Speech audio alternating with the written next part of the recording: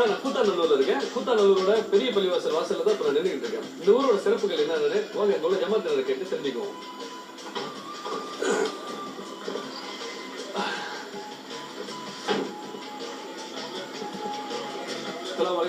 அஸ்ஸலாமு அலைக்கும் வரஹ்மத்துல்லாஹி வபரகாத்துஹு.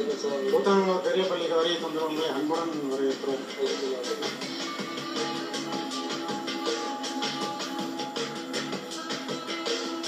கூத்தாநல்லூரின் பெரிய பள்ளிவாசல் ஏறக்குறைய 600 ஆண்டுகால பழமையானது. திருவாரூர் மாவட்டத்திலேயே 2 பெரிய மினாராக்கள் இந்த பள்ளியில் தான் உள்ளன.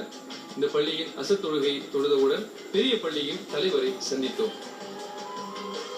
இந்த பெரிய பள்ளிவாசல் சரித்திரத்தை பற்றி சொன்னா இதனுடைய வயது கிட்டத்தட்ட 500 வருஷத்துக்கு முன்னாடி. 500 வருஷம். அந்த நேரத்தில் பல ஊர்களையும் பள்ளிவாசல் கட்டி கொடுத்த ஒரு கட்டைமடைக்காரர் என்பவர் இந்த ஊருக்கு வந்து ஒரு பெரிய அளவில் ஒரு பள்ளியை கட்டி கொடுத்தார். அதன் பிறகு மக்கள் வளர வளர பல நேரங்களில் பல வருடங்களில் இந்த பள்ளியை விரிவுபடுத்திக்கிட்டே வந்துட்டாங்க. இந்த நீங்கள் பார்க்குறீங்களா 2 மினாரா, இது வந்து முன்னாடி கட்டப்பட்டது தான். இந்த கட்டடங்கள்லாம் வந்து 1987 கட்டப்பட்டது. ஆமாம், மலேசியா வியாபாரி டிம்பர் மெர்ச்சன்ட்டு ஏவிஎம் இப்ராஹிம் என்பவர் அவர் முதலிடம் முழுவதுமாக கொடுத்து இந்த பள்ளிவாசலை கட்டி கொடுத்தார். ஊருக்கு மலேசியாவுக்கு தொடர்பு பற்றி வச்சுருக்காங்க. இந்த ஊர் மக்கள் 18th செஞ்சுரியிலேயே வியாபாரம் செய்வதற்காக மலேசியாவுக்கு படிப்படியாக வர ஆரம்பித்தாங்க. ஆரம்பத்தில் 18th செஞ்சுரியில் எம்எஸ் அலின்னு ஒரு பெரிய பிஸ்னஸ் வந்து ப்ரொவிஷன் ஸ்டோர்ஸ் பலபொருள் அங்காடி ஆரம்பித்து பெரிய அளவில் இம்போர்ட் எக்ஸ்போர்ட் பண்ணிட்டு இருந்தாங்க. இந்த ஊர் மக்களும் அந்த பிஸ்னஸில் ஊழியர்களாக இருந்தாங்க. மலேசிய மக்களும் அதில் உழைத்தார்கள்.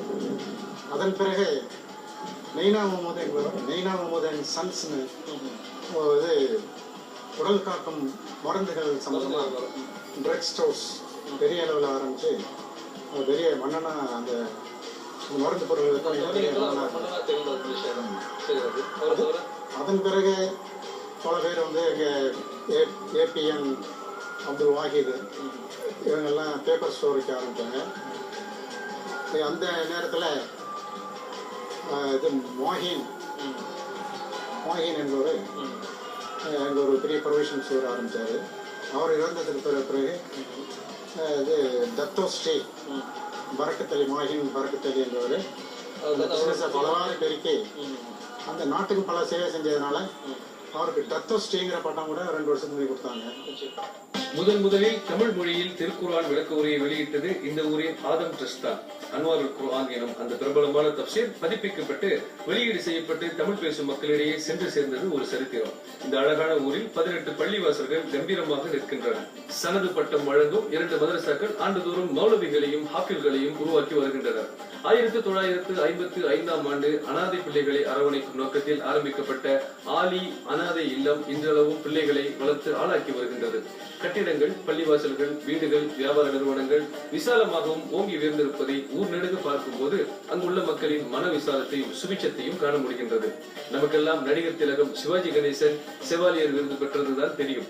கூத்தாநல்லூரை சேர்ந்த ஜானா மோனா அப்துல் அசீஸ் வியட்நாமில் கொடிகட்டி வர்த்தகம் புரிந்தவர். 1940களிலேயே பிரெஞ்சு அரசாங்கத்தினரால் செவாலியர் விருது பெற்றவர் அவர் என்பது குறிப்பிடத்தக்கது. மலேசியாவின் பொருளாதார நிபுணர் டாக்டர் ஆரிஃப், பிரபல வர்த்தக நிறுவனங்களான பரக்கத் சோஸ், M S Ali, Naina Mohammed and sons, டானிக் சாப் கஜா, பெருமளவில் திருக்குர்ஆனை அச்சடிக்கும் ஜாஃபர் அச்சுக்கூடம் போன்ற பல வணிக நிறுவனங்களின் உரிமையாளர்கள் கூத்தாநல்லூரை சார்ந்தவர்களே. கூத்தாநல்லூர் இஸ்லாமிய மக்களாகிய நாங்கள் மலேசியா வாழ் இஸ்லாமிய மக்களுக்கு நோன்பு பெருநாள் வாழ்த்துக்களை தெரிவித்து வருகிறோம்.